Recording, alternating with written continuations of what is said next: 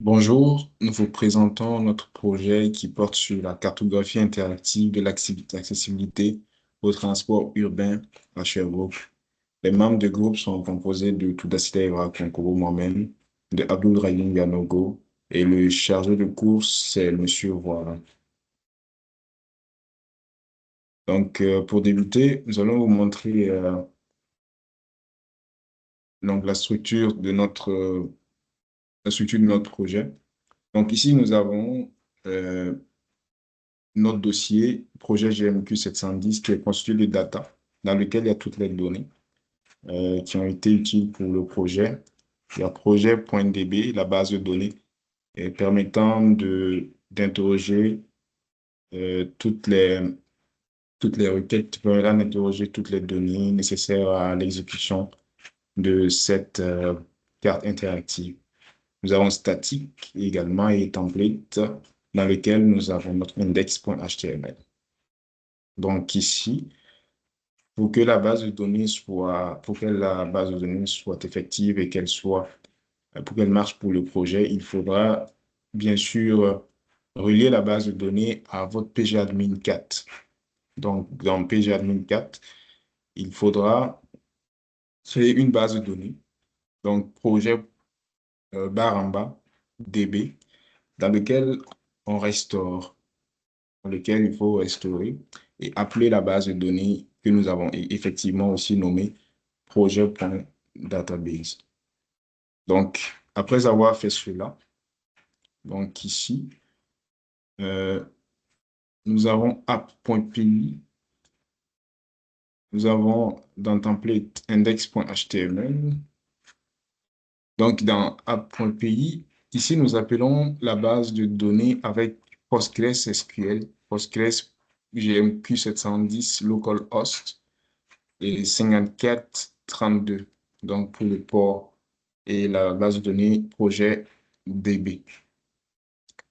Donc, une fois la base de données appelée, donc à partir de PostgreSQL.gis, ici, nous pouvons démarrer. Donc, nous avons tous les requis, que ce soit l'index.html dans lequel nous avons tous les requis pour animer, pour ouvrir notre carte interactive. Donc, une fois l'exécution dans app.py, vous allez juste accéder à ce lien http barre oblique 127.0.0.1 2.5 donc contrôle, vous y accédez. Donc, après avoir accédé, vous avez immédiatement cette interface cartographique qui vous permet de sélectionner la distance de buffer permettant d'analyser l'accessibilité des transports urbains à Sherbrooke. Et ici, quand vous lancez l'analyse, avec l'optimisation de la base de données, nous avons un temps de traitement un peu très optimisé d'ailleurs.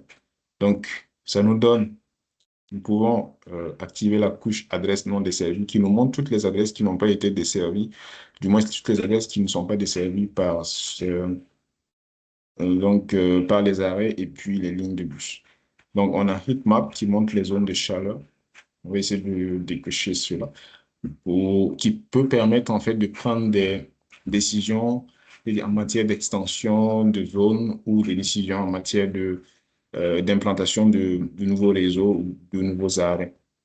Donc, qui sont en principe localisés, c'est-à-dire qui sont en principe localisés par les zones où les adresses ne sont pas desservies. Donc, surtout les concentrations d'adresses non desservies.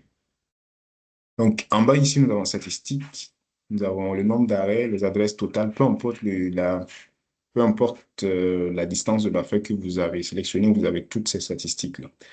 Donc, les adresses non desservies, les adresses desservies, les adresses totales, et puis le pourcentage d'adresses qui sont desservies. Donc, pour un buffer de 500 mètres, nous avons 92% de la population, un peu plus de 92% des adresses du moins qui sont servies.